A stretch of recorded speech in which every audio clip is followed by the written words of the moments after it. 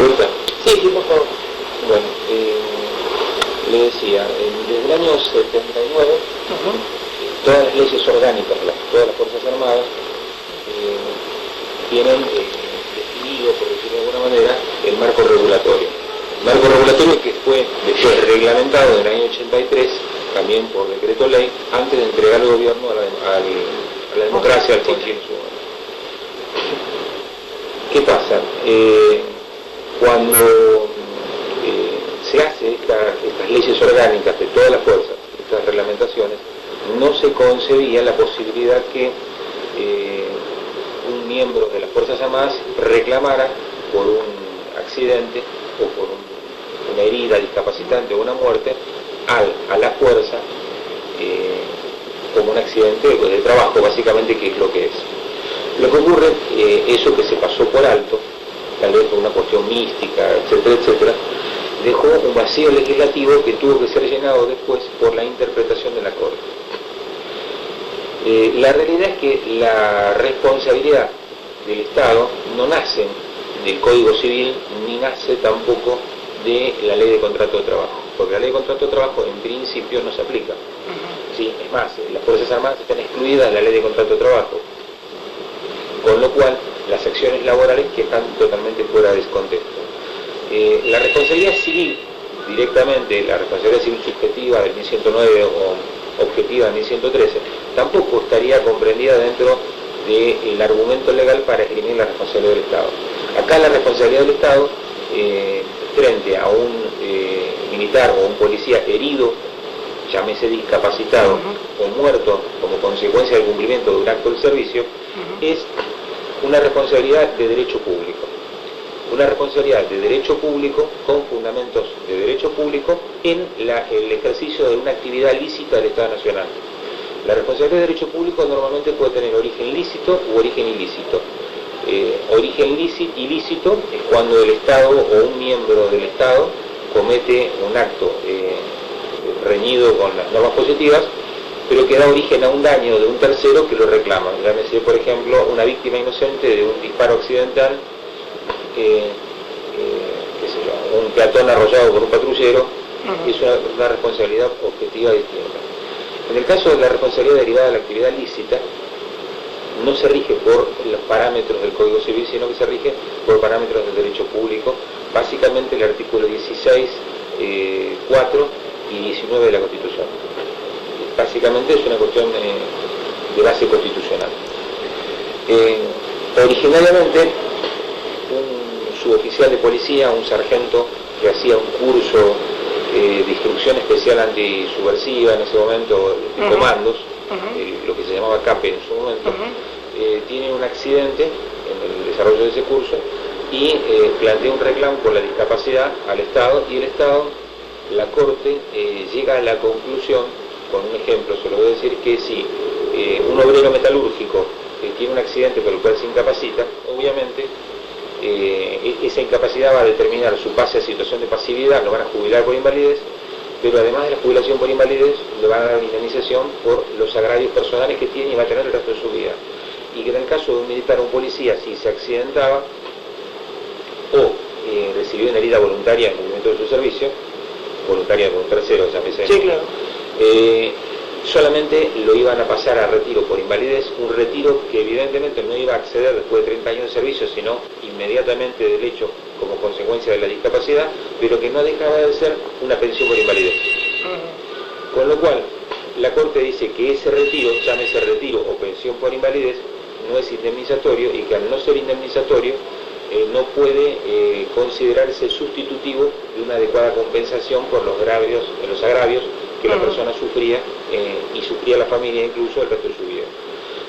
A partir de ese fallo Luján, después surgió otro fallo Gunter, curiosamente Corte Alfonsín, en época del juicio de los excomandantes, por un soldado conscripto que había tenido un accidente, y a partir de ahí la Corte siguió una línea bastante coherente, reconociendo el derecho a indemnización. Se discutió en un determinado momento si el derecho a indemnización, en algún momento si el derecho a indemnización correspondía a los militares y a los policías en época de conflicto bélico internacional, específicamente con motivo de tener que analizar el conflicto, los reclamos derivados del conflicto de Malvinas. Y la Corte en ese caso llegó a una disquisición bastante coherente, donde después de mucho escribir y mucho votar y fundar los votos esencialmente, se llega a la conclusión que en una situación de guerra, de conflicto bélico internacional, donde se pone en riesgo la supervivencia de la nación como país independiente, el perjuicio que es generalizado a toda la comunidad, y que como es generalizado a toda la comunidad, se va a afectar el trabajador metalúrgico, el carpintero, doña Rosa, el carnicero, el policía y militar, y que consecuentemente, si el policía y militar, como consecuencia de un bombardeo, por ejemplo, sufren lesiones, no es razonable indemnizar al policía y militar porque son trabajadores del Estado en una función militar específica y no al resto de la comunidad. Con lo cual, la lógica era no indemnizar a nadie porque se trataba de algo analógico a una cuestión de fuerza mayor. Era un argumento impecable. O sea, uno lo podía compartir o no lo podía compartir, pero era razonable y era respetuoso. ¿Qué pasa? Bajo ese argumento, después, nuevas composiciones de la Corte quisieron decir que, bueno, que cuando un policía o un militar pasa mucho, no tanto militar, porque el militar no realiza enfrentamientos generalmente con delincuentes, salvo que sea víctima de un asalto, pero se da mucho con prefectura, con gendarmería, con policías y con militares en tiempos de paz, cuando hacen misiones de paz en el exterior, que también son indemnizables con ese criterio, porque son misiones de paz. Hacen una función cuasi policial, por decirlo de alguna manera, en Haití, etc. Sí, claro. ¿Qué pasa? La Corte, en un determinado momento, en la época del segundo mandato de Menem, en la época de Cavallo, en que estaba restringida la economía, pretende que, aún en tiempo de paz, como si el personal era herido o muerto con motivo de un enfrentamiento, era algo parecido, analógico, a lo que ocurría en época de guerra, con lo cual no había que indemnizarlo. Cuando la Corte empezó a emitir esos fallos, el fallo fue Valenzuela específicamente en la época de Menem, los abogados planteamos que sí, que era muy lindo, que era muy parecido, que un militar o un policía se tirotee en una época de paz con delincuentes, pero que no dependía de la supervivencia de la nación y que no había por qué hacer soportar el daño en un miembro de la comunidad que justamente estaba cumpliendo la prestación laboral que estaba desempeñando para el Estado.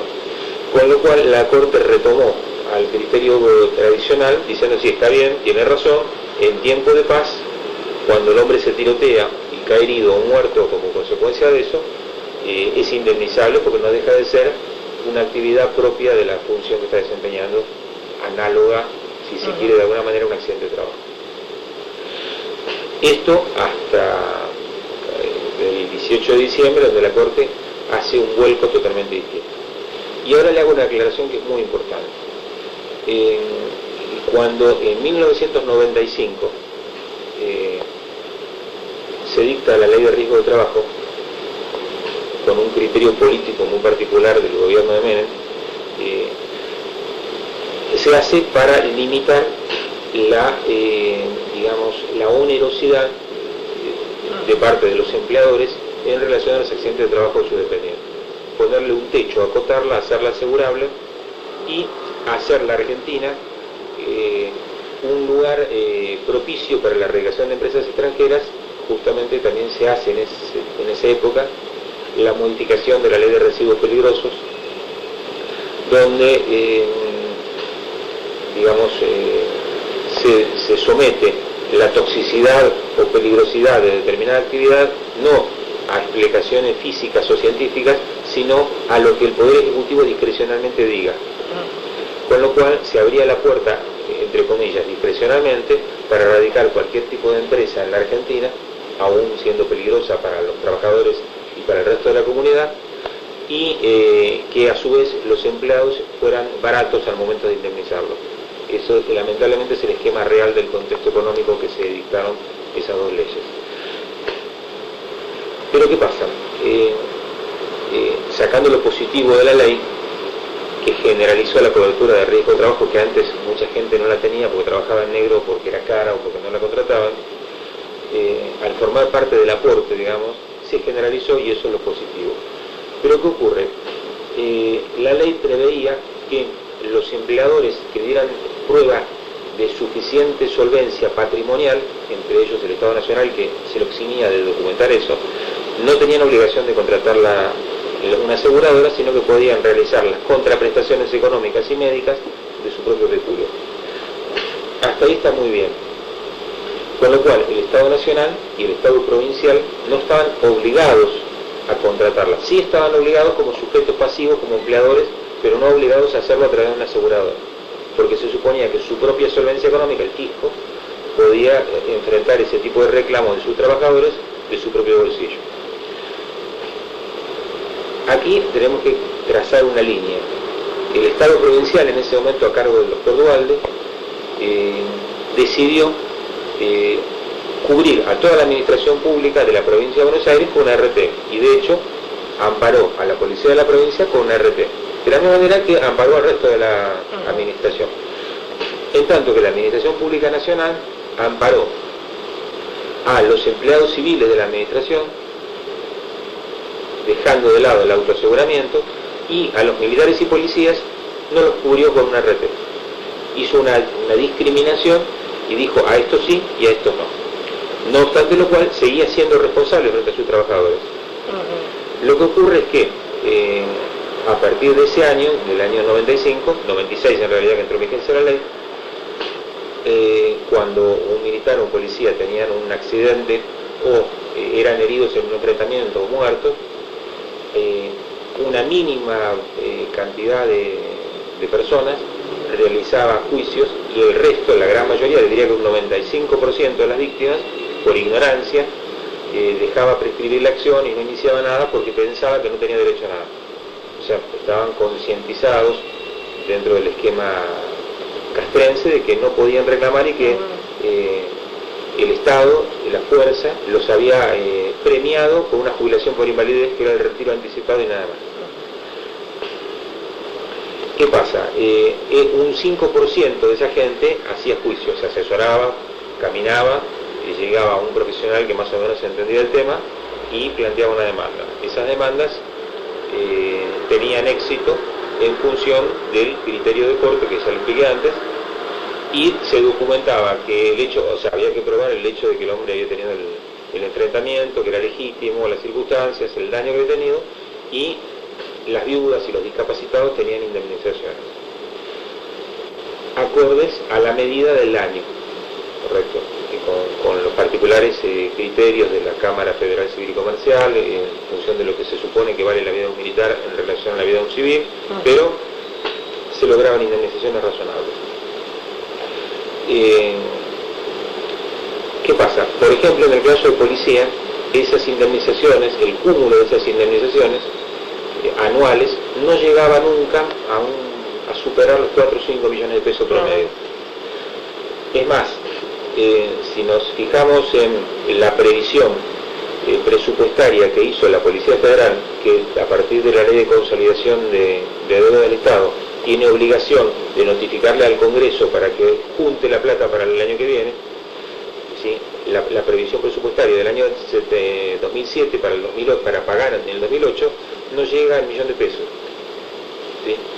Pero ¿qué ocurre? En ese contexto, el ministro del Interior, Aníbal Fernández, que hoy es ministro de Justicia y que se llevó consigo las Fuerzas Armadas, decide instar la contratación de una RT.